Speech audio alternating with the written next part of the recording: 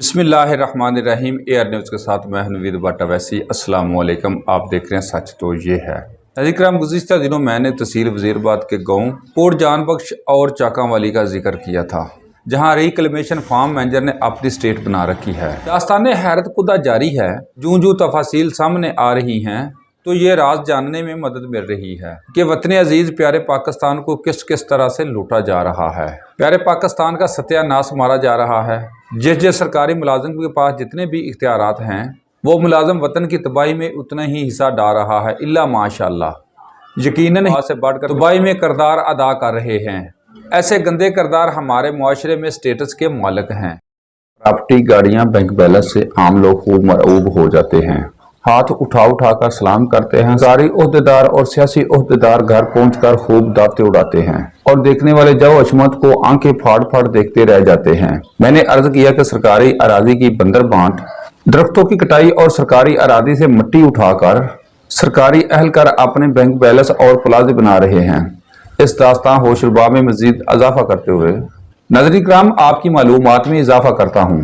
اس ریکلیمیشن form manager Ahmad حسن شیخ نے سرکاری رقبہ کی بندر بانٹ کرتے ہوئے یہاں حویلیاں بنوا دی۔ یاد رکھیں کہ سرکاری قانون کے مطابق ایک مزارع تقریباً 7.5 ایکڑ زمین لے سکتا ہے اور اسے تقریباً 7 مرلہ پر رہائش بنانے کی اجازت ہے۔ یہاں عجیب قبضہ گری جاری ہے۔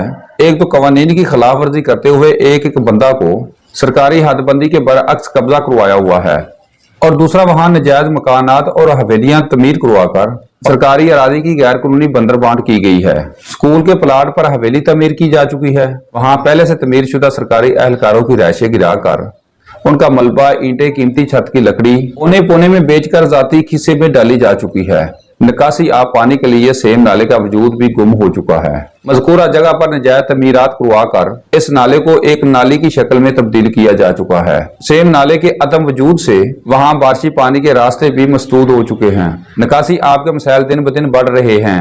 ناظرین کرام، مزے کی بات یہ ہے کہ اسکول کی جگہ ہو، سیم نالے کی جگہ ہو، چاہے وہ قابل کاشت رقبہ ہی کیوں نہ ہو، ایک سرکاری اہلکار من چاہے فیصلے کر کے قبضے کروا رہا ہے۔